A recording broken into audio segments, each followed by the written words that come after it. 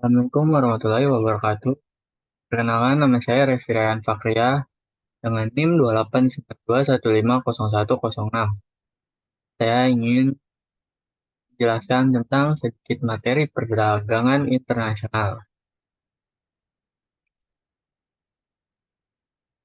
Pengertian perdagangan.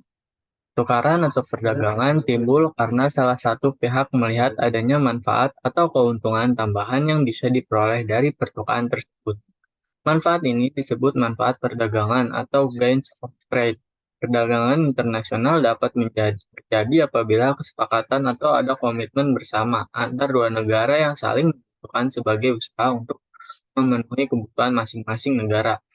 Perdagangan hanya akan terjadi apabila paling tidak ada satu pihak yang memperoleh keuntungan atau manfaat, dan tidak ada pihak lain yang merasa dirugikan.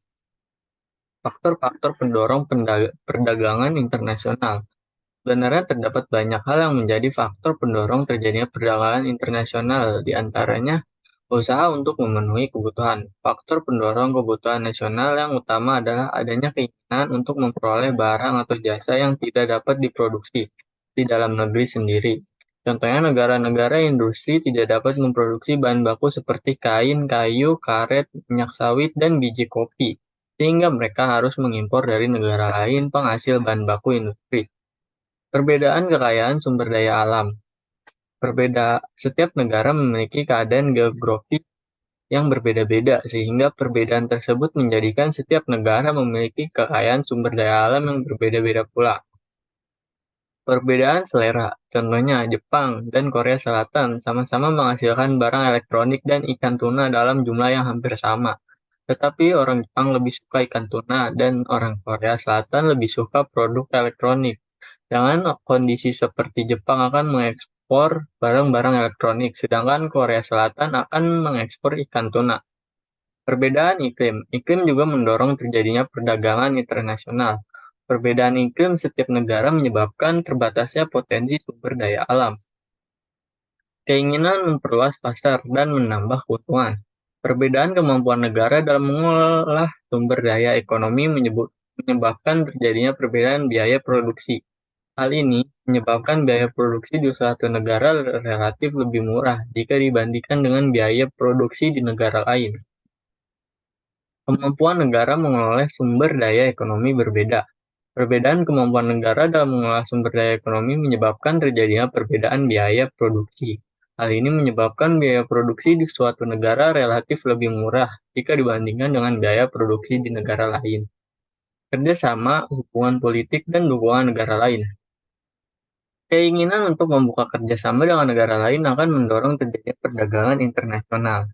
Di sisi lain, dampak dari perdagangan antar negara juga akan melahirkan kerjasama ekonomi, bahkan membentuk blok-blok perdagangan.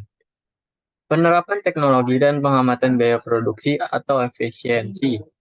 Negara-negara yang menerapkan teknologi dalam produksi biasanya akan lebih efisien dan dengan kualitas yang lebih bagus.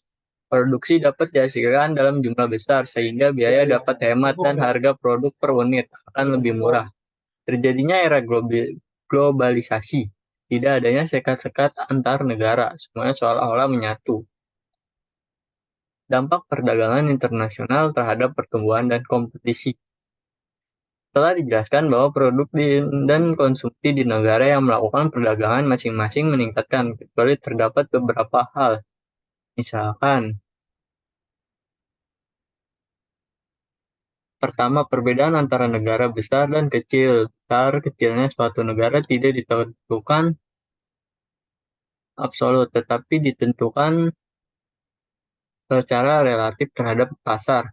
Negara Swiss misalnya, walaupun secara absolut negara besar menurut ukuran absolut, tetapi di pasar mobil misalnya adalah negara kecil. Dengan demikian, negara kecil dalam pengertian perdagangan internasional bertindak sebagai price taker, yaitu negara yang tidak mampu mengubah harga pasar suatu komoditas berapapun jumlah yang diminta atau ditawarkan.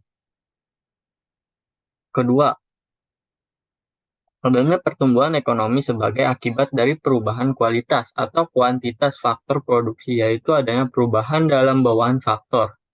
Faktor endement atau perubahan suatu fungsi produksi bahan, yaitu suatu fungsi produksi. Apabila suatu negara menghadapi permintaan yang inelastis terhadap komoditas ekspor atau mengalami pertumbuhan ekonomi yang terpusat di sektor industri ekspor atau mempunyai kemampuan adaptasi yang rendah, maka pertumbuhan ekonomi melalui perdagangan mungkin bukan jalan yang baik bagi negara tersebut.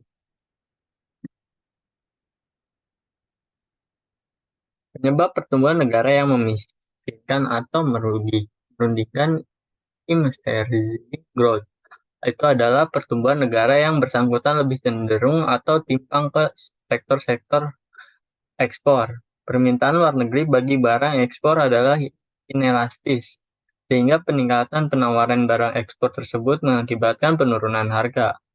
Meningkatnya jumlah barang atau nilai produksi tidak mampu mengimbangi penurunan terhadap pendapatan karena turunnya harga. Jika harga relatif berbeda di masing-masing negara, sebelum terjadi perdagangan, maka setelah terjadi perdagangan, kedua negara tersebut akan mendapatkan keuntungan. Ini yang disebut proporsi dasar. Diumpamakan Indonesia mempunyai faktor bawaan tenaga kerja, sedangkan Jepang memiliki faktor bawaan modal atau kapital. Di Indonesia harga makanan relatif lebih rendah daripada harga pakaian, dan di Jepang harga pakaian relatif lebih rendah daripada harga makanan. Prinsip ini mengandung pengertian bahwa bagi yang dirugikan harus diberi kompensasi oleh yang mendapat keuntungan dengan melalui suatu kebijakan pemerintah. Dampak perdagangan internasional terhadap kesejahteraan masyarakat. Bagaimana meningkatnya kesejahteraan sebagai hasil dari perdagangan distribusi kepada masing-masing negara. Terdapat dua sudut pandang yang mempunyai kesimpulan yang bertolak belakang satu sama lain. Sudut pandang pertama menurut teori neoklasik bahwa hubungan perdagangan luar negeri yang bebas mempunyai pengaruh lebih meratakan distribusi pendapat di dalam negeri atau antar negara. Sudut pandangan yang kedua bertentangan dengan teori neoklasik. Menyatakan bahwa kesimpulan-kesimpulan teori neoklasik itu bertentangan dengan teori neoklasik menyatakan bahwa kesimpulan-kesimpulan teori neoklasik itu bertentangan dengan sejarah maupun kenyataan yang ada sekarang. Perdagangan bebas dan penanaman modal asing justru tidak mempertajamkan ketimpangan baik dalam distribusi pendapatan antar negara maupun distribusi pendapatan antar warga masyarakat dan dalam suatu negara. Dengan adanya perdagangan antar negara dapat disimpulkan kesejahteraan secara total bagi negara pengimpor dan negara pengekspor secara bersama-sama meningkatkan. Walaupun demikian, bila dilihat masing-masing produsen dan konsumen bagi kedua negara, tampak bahwa produsen di negara pengimpor dan produsen di negara pengekspor akan mengalami peningkatan kesejahteraan. Dan presentasi dari materi yang saya sampaikan.